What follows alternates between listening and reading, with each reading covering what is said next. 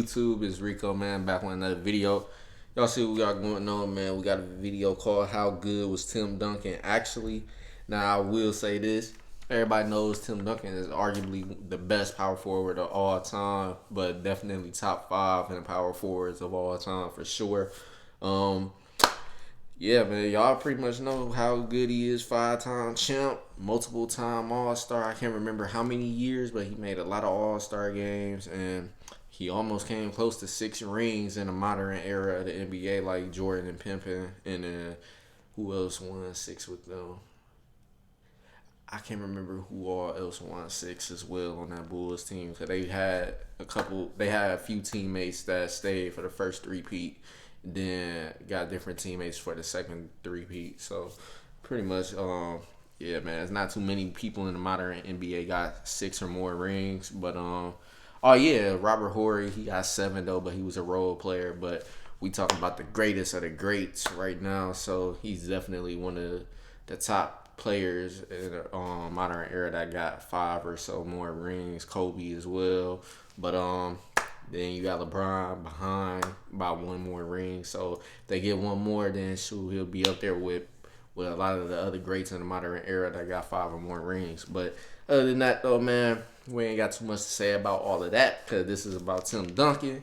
And y'all already know what time it is, man. We finna go ahead and react to it to see what this guy's talking about. And yeah, man, see what's my input pretty much. But other than that, brand new, hit that subscribe button. Don't forget to turn your post notifications on, and also like the video and comment and stuff like that if I ain't say that already. Other than that, let me start the screen record.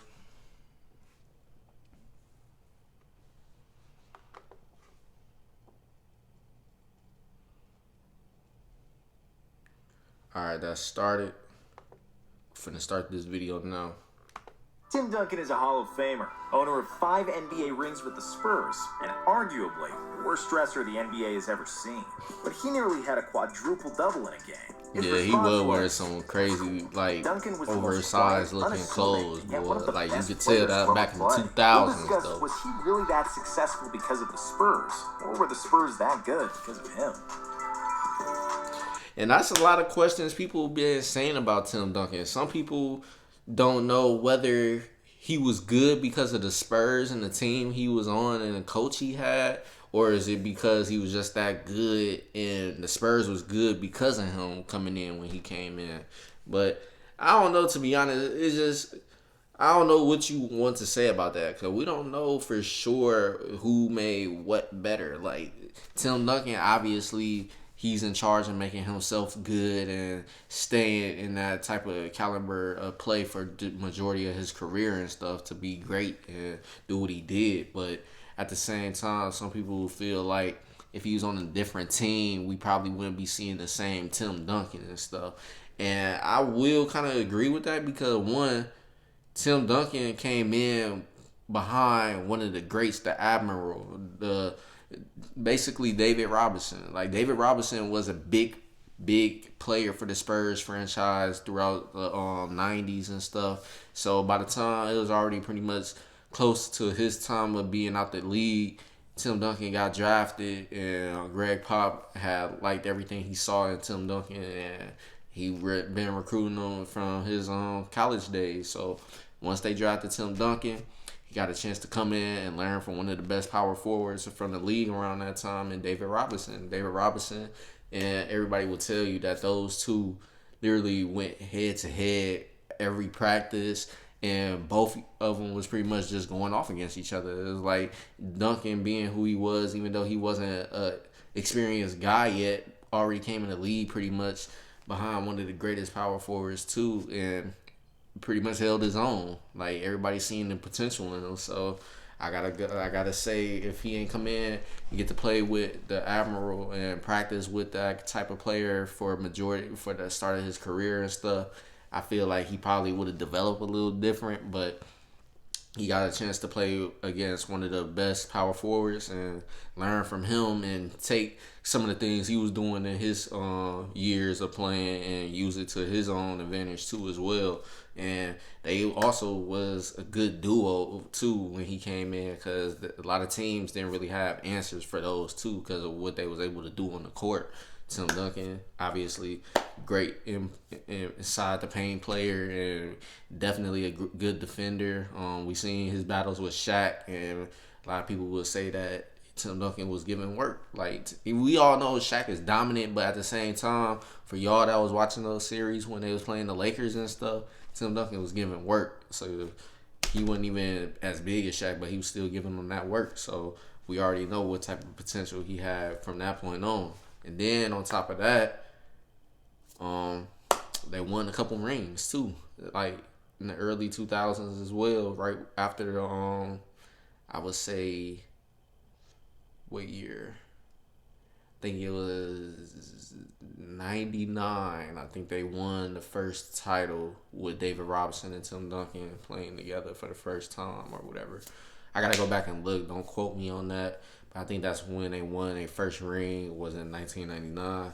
But yeah, man, we all already know how good Tim Duncan was coming in. If y'all don't, y'all definitely gotta go check him out, man, because he was definitely a beast, and it was a reason why the Spurs definitely drafted him for that very reason.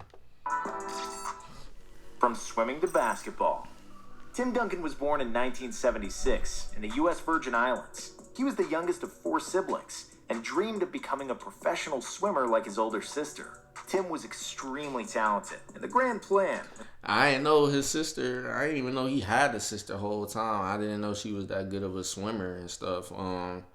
Yeah, she definitely looked just like him. But we gonna get back to the video. I ain't to gonna pause too compete at the long right freestyle events in the '92 Olympics in Barcelona. However, after a hurricane destroyed the only Olympic-sized pool on the island, Tim had to make other plans. Because of his fear of sharks, he didn't want to train in the ocean and decided to pick up basketball at the age of 14. Duncan was awkward and raw at first, but he was also a quick learner, and after a 10-inch growth spurt, he soon became the best player in the Virgin Islands. Duncan averaged 25 points, 12 rebounds, and 5 blocks per game as a senior. After which, he accepted a scholarship offer to attend Wake Forest University. 4 years at Wake Forest, after a promise to his mother. Duncan wasn't even supposed to be playing in his freshman year at Wake Forest, but after a fellow big man, Mokhtar Ndiaye, violated NCAA rules and eventually transferred to Michigan, Duncan was appointed as a starting center. Offensively, Timmy was still a bit limited at the time, and he averaged just 9.6 points per game. But at the defensive end, he was arguably the best defender in the country already as a freshman, with 9.6 rebounds and 3.8 blocked shots per game. Because he was extremely disciplined, coachable, and curious about the game, Duncan was soaking in basketball knowledge like a sponge. As a sophomore, Timmy was already among the best players in college basketball. He could have easily been a top draft pick as a sophomore or a junior, but because of a promise to his late mother, Duncan decided to stay 4 years in college. Tim's mother passed away from breast cancer just 1 day before his 14th birthday. On her deathbed, he promised her he would finish college and get a degree. In his 4 years at Wake Forest, Duncan averaged 16.5 points, 12.3 rebounds, and an incredible 3.8 blocks per game. Timmy was a 2-time ACC Player of the Year and a 3-time All-American, and a winner of back-to-back ACC titles with Wake in 1995 and 1996, the first the program won since the 1960s. Tim led the Deacons to the NCAA tournament every season, and as a senior in 1997, he won All-National Player of the Year honors and had half the NBA dreaming of landing the first pick. The fate would have it that the Spurs won the draft lottery, and Duncan moved to San Antonio at the age of 21, which would also become his jersey number, now hanging from the rafters in the AT&T Center, dominating the league from the get-go, and 4 NBA titles. 4 years of college had paid their dividends when Timmy got to the NBA. He was no ordinary rookie, and Charles Barkley has said it best: "I have seen the future," and he wears number 21. Duncan finished his first season with 21-12 and 2. I ain't gonna lie, I thought he did have 5 titles. 1 second, y'all. Hold on.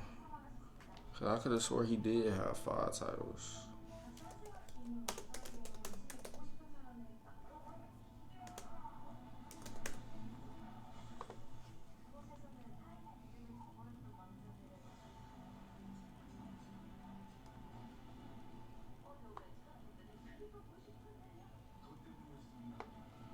Yeah, he do have 5. I don't know why the guy said 4.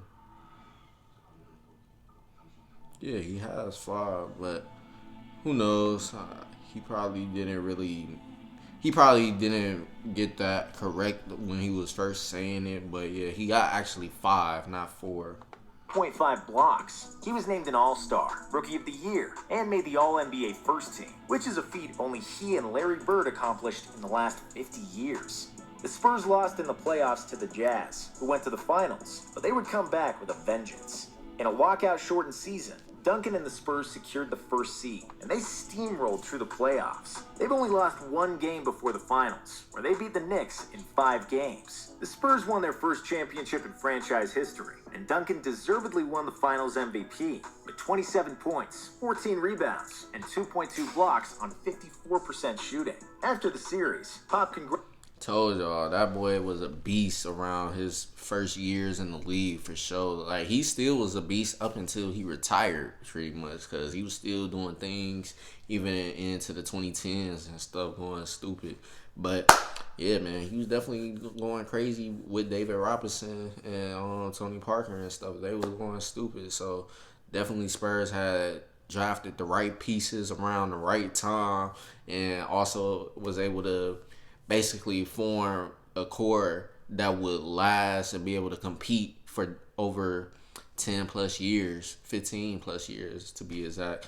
But, well, not to be exact, but at least like 15 plus years though. But they definitely was able to build that team and keep them in contention and be able to make playoffs multiple years. I think they lost they playoffs makes consecutive makes, I think, last year? Either last year or the year before is the first time the Spurs have missed the playoffs in a long, long time. So it's just crazy that they ain't get to make the playoffs this year. But it is what it is. They kind of in a rebuild mode, I would say. They still moving players. There's potential that they might trade a DeMar DeRozan or they might trade LaMarcus Aldridge. We don't know yet, but a lot of rumors is going around that they're going to possibly be trading one or both of those guys before the season of this year is over. Well, next year, because 2021. So it's a rumor, that some of those guys will possibly be getting moved around. So we're going to wait and see what the Spurs come out and do, man, because they definitely need to get better guys or surround DeMar DeRozan and Marcus Aldridge with some more experienced vets or something and get back to the playoffs where that franchise should be. So we're going to see what they're going to do, though. And then on top of that, a lot of people also don't know what Pop is going to do because they feel like his career is coming to an end real soon, but we don't know that yet for sure. But we're going to wait and see pretty much after this season how everything goes. I think, low-key, everything is going to go depending on how this season goes, if they're going to trade people, and if Pop is actually going to continue to keep coaching for another couple years or so. So we're going to see, man. A lot of it is riding on this year for the Spurs franchise. We're going to see what they're going to do and to try to turn everything around and get back to the playoffs. Congratulated the Knicks head coach Jeff Van Gundy and told him, hey, don't feel bad. I had Tim Duncan on my team. You didn't. In the next 3 seasons, Duncan's individual numbers grew, and he won the MVP in 2002, but the Spurs couldn't get past Shaq and Kobe. Timmy repeated as the MVP in the 2003 regular season with 23, 13, and 4, and 3 blocks. In the playoffs, they finally got past the Lakers, and then defeated the Nets 4-2 in the NBA Finals. Duncan was again the Finals MVP, and he completely dominated the series. 24.2 points, 17 rebounds, 5.3 assists, and an astonishing 5.3 blocks. The Spurs' whole philosophy was to funnel everybody into the paint, where Duncan would meet them with his perfect positioning, 7'5" wingspan, and sneaky athleticism. 2003 Duncan was the peak Duncan, and I would put this season next to some of the most dominant seasons in history, including Shaq in 2000, Jordan in 1991, and LeBron in 2013. In 2004, the Lakers avenged the loss and defeated the Spurs in the second round. In 2005, San Antonio was back in the finals again, this time against the Pistons, the defending champions. In a hard-fought 7-game series, where the Spurs never scored 100 points, Duncan willed the Spurs to victory and was again the Finals MVP with 20 points, 14 boards, and 2 blocks on average. In 2007, So the what can Spurs you were in do the with finals somebody that's against 22-year-old dominant right LeBron now? and the Cavs. Like, what could Tim you was do? standardly great and led the team in rebounds, assists, and blocks. But the finals MVP went to Tony Parker, who led both teams in scoring. DNP, old, and back to the finals. From 2008 to 2012, the Spurs continually made the playoffs, but couldn't reach the finals in a tough Western Conference. Tim Duncan's numbers have dropped, mostly because Popovich was saving his best player for the playoffs as a load management pioneer. One of the funniest little jokes Pop played with Timmy is when he didn't play him in a game under the explanation of old age. And that was the narrative around the franchise, that they were too old and too boring. And just when everybody thought the Spurs were finished, they proved why they were the best organization in the NBA. Yeah, a lot of people feel like Spurs basketball, when they were in basically the prime of the years, they felt like it was boring. But the thing is, the Spurs was just playing traditional ball. Like, they were literally playing everything down to the fundamentals. Like, everything Pop wanted that team to do is basically play real basketball. Like, that's what a lot of people don't understand or just don't like about the Spurs in general. They don't like that they just regular, like they don't do none of the flashy passing, super flashy dunks and all type of stuff. They just play basketball the way it's supposed to be played, and out of that they got 5 rings. So it is what it is. But me personally, I didn't have a problem with the way they played. I mean, your team, if they that good, they that good, and no matter how they do it, if they playing traditional or they playing the modern style, super flashy, everything just flashy, highlight reels after highlight reels, so be it. But that's not how they were. But the way they played was great team ball. Made sure everybody was moving the ball. Not one player was made out to be the only cared about player. Pretty much everybody had a role that was in that rotation, period. Everybody 1 through 10 or however deep they rosters would go every year throughout the years in the finals and stuff. And when they won, those guys all played a key role. It didn't matter if he was coming off the bench, etc., etc. They just did everything that they were supposed to do and played the right way. So I definitely fuck with that, because at the end of the day, we all know winning the title ain't that easy. And even without being the super flashiest team, they was able to still pull out 5 of them things. So it is what it is. But man, Tim Duncan, like I said, is just dominant. Definitely a top 5 power forward and arguably the number 1 power forward of all time. So it is what it is. With the development of Kawhi Leonard, Tony Parker reaching his prime, and one of the deepest benches in the league, R.C. Buford and Pop surrounded yet another winning team around Tim Duncan, who was still the most important player on the Spurs. His athleticism and mobility were not nearly as good as before, and Duncan could barely jump off his left leg. However, he was still the big fundamental, and one of the most cerebral players in the league, and led the Spurs to another finals appearance. He led the team in points, rebounds, and blocks in the finals against the Heat, who nearly escaped defeat in Game 6, with LeBron's heroic performance and some help from Jesus. Not that Jesus, we mean Shuttlesworth, who hit the most important 3 in NBA history. 5th title, and maintaining greatness. In 2014... And I gotta say about that, man, y'all gotta stop saying that LeBron career got saved by Ray Allen, man. That year, Ray Allen wouldn't have had a chance to hit that shot unless LeBron did what he did. Because what y'all don't know or care to talk about for whatever reason, because y'all don't like talking about it, is Bron went on the 16-0 run that Game 6. 16-0 run by himself.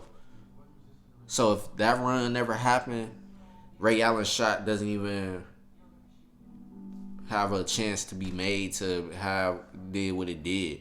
And plus, that shot wasn't even to end that game. So the game still had to be played, and they went into overtime. So they closed that game out in Game 7. Ray Allen and Chris Bosh didn't even have a point. Not even one. Not even a free throw attempt.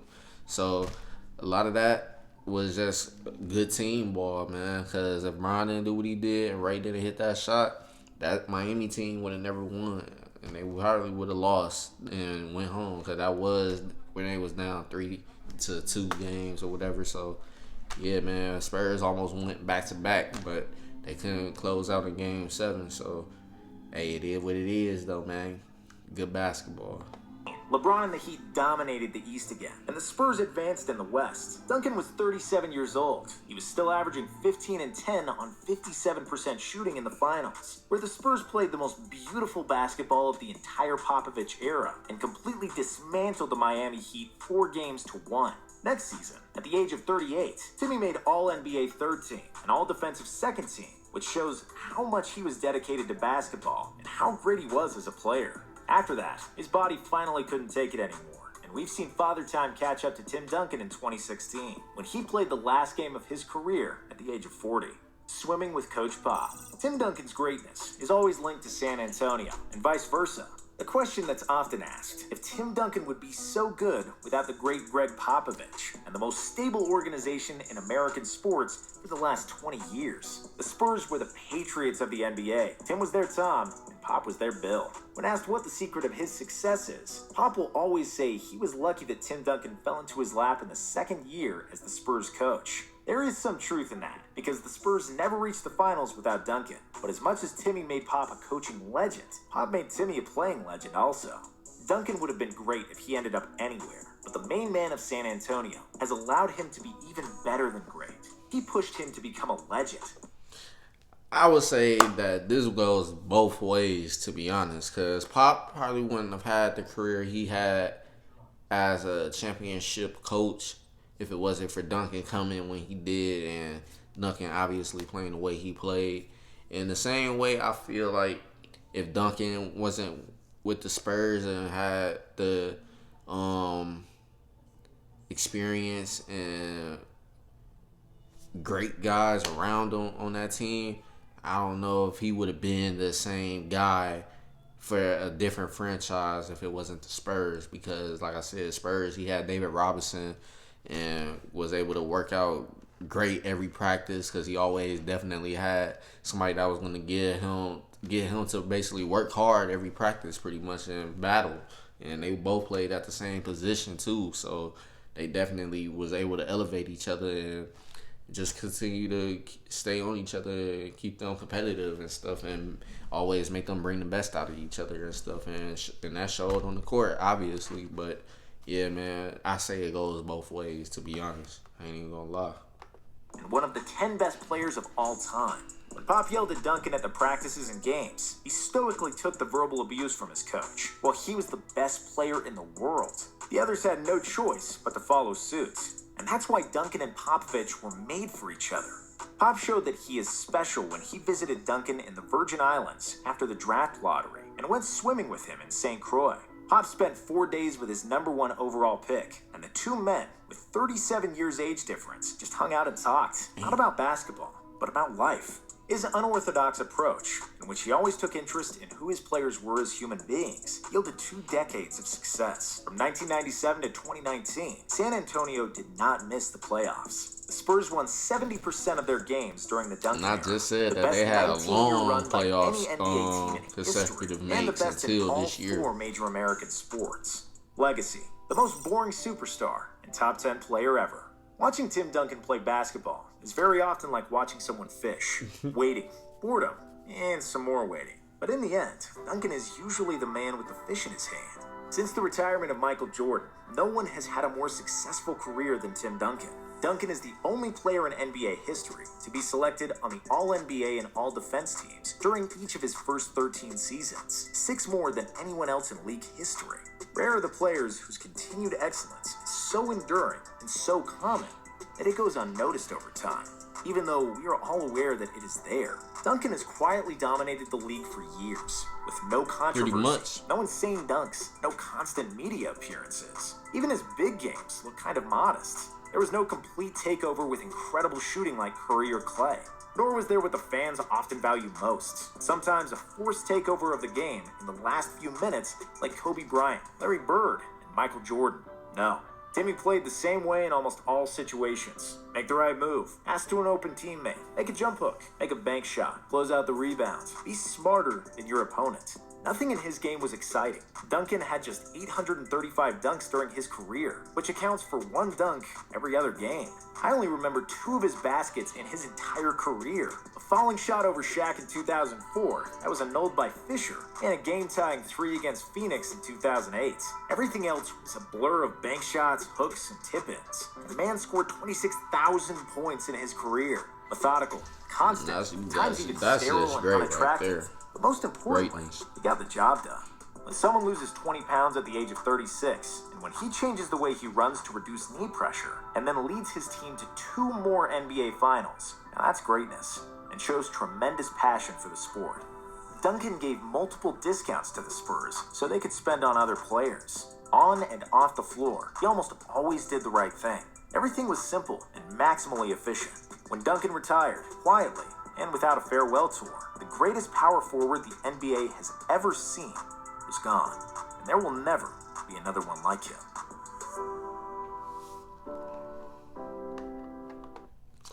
Yeah, Duncan was a beast, man. Can't nobody say nothing about Duncan. This game, he was pretty much a fundamental guy. That's why they called him the big fundamental. He played the game the way it was supposed to be played.